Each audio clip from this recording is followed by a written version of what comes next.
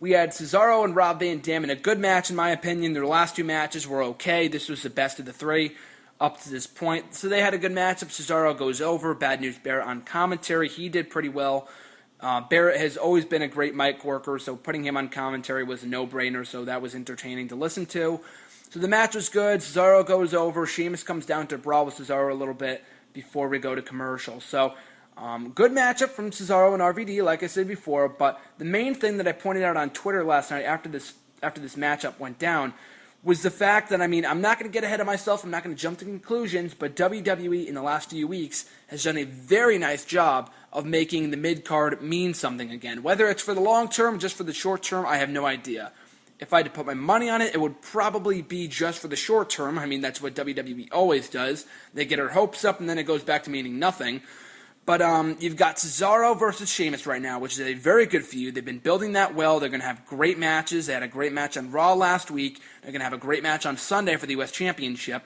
And then you have Bad News Barrett versus RVD. They had a nice matchup about a month ago in the finals of the IC Championship Tournament. They should have a good matchup at Payback as well. RVD, in my opinion, a lot of people have been saying, he should retire, he serves no purpose. Some people just don't care at all. But, a lot of those same people were the ones who were begging for him to come back about a year ago when he had just left TNA, was on the verge of signing with the WWE, and he eventually did in June of 2013 when his return was announced to the WWE Universe, the Payback pay-per-view, coincidentally enough.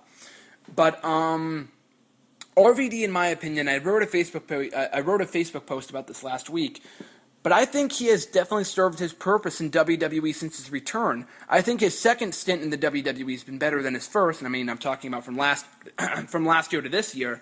He had a decent feud with Del Rio last year, but aside from that, they didn't really use him for all that much. They had him feud for that World Heavyweight title, like I said before, with Del Rio, but before that, he had a one-off match with Dean Ambrose for the U.S. Championship. He had that good matchup with Jericho, but aside from that, they didn't really use him at all. He had a brief feud with Orton, which didn't really go anywhere. So that aside, though, they didn't really use RVD all that much for anything. And even this feud with Del Rio was kind of a stinker because him and Ricardo, RVD and Ricardo was like one of the worst pairings they've done in a long time. That made no sense. But even still, though, I think this time around they've been really using him well. RVD has had some good matches since he came back with Bad News Barrett, with Cesaro, with a number of others. He's had good title matches. He's going to be going for the Intercontinental Championship on Sunday. He's over. Like I said, he has good matches, and he's not hogging the spotlight. He's putting young guys over in terms of Cesaro, RVD, a number of others since he came back about a month ago. So that being said, though, I'm looking forward to this feud. It's been a good feud between him and Barrett going into Sunday. And RVD, I think, has definitely proved his worth since he came back to the WWE last month, the night after WrestleMania.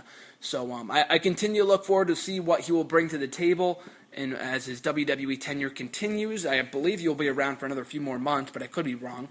But even still, I've been liking RVD's return. Maybe that's just me, but I think he's definitely had a place in the WWE this time around as opposed to last time. And I think it has worked out for the better in RVD's case.